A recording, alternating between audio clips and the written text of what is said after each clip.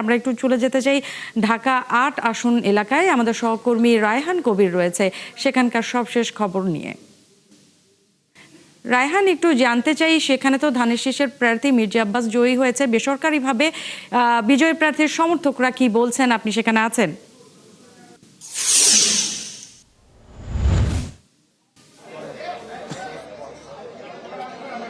Nancy, সন্ধ্যা থেকে আমরা জানাচ্ছিলাম ঢাকা ৮ আসনের শাহজাহানপুর অর্থাৎ মির্জা আব্বাসের যে বাসার এলাকাটি রয়েছে এই এলাকার মানুষের উচ্ছ্বাসের কথা।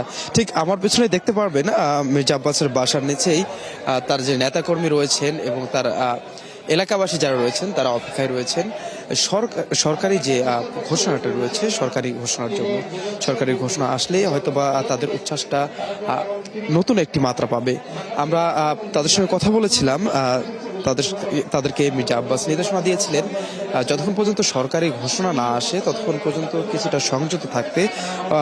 যখন সরকারি ঘোষণাটি আসবে তখন তারা বিজয় উল্লাস নিয়ে আবার নতুন করে বের হবে এবং থেকে থেকে এখনো কিন্তু নেতাকর্মীরা তাদের উল্লাস প্রকাশ করছেন। আমরা একটু কথা বলবো তাদের সঙ্গে। আপনাদের কাছে আসলে কেমন লাগছে? আপনারা?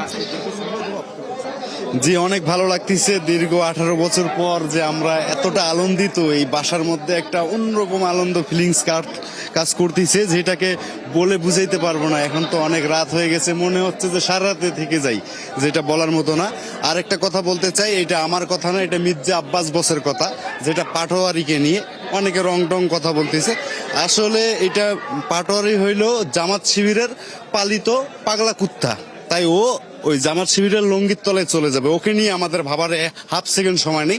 আমাদের ভাবার সময় হলো যে তারেক রহমান যে দাবিটা রেখেছে 31 দফা, সেটা কিভাবে বাস্তবায়ন করা যায় আমরা সেটা নিয়ে ভাবতেছি। ওগুলো পাগল ছাগলকে নিয়ে ভাবার আমাদের হাফ সেকেন্ড সময় নেই। ন্যান্সি, আসলে যেমনটি শুনছিলেন কর্মীরা আসলে তার প্রতিপক্ষকে নিয়ে নানা রকম মন্তব্য করছেন। আমরা আরেকজনের কাছে শুনতে চাইবো, আসলে আপনাদের কাছে কেমন লাগছে? আপনারা তো তুলনামূলক তরুণ, আপনারা কি এর আগেও ভোট দিয়েছিলেন?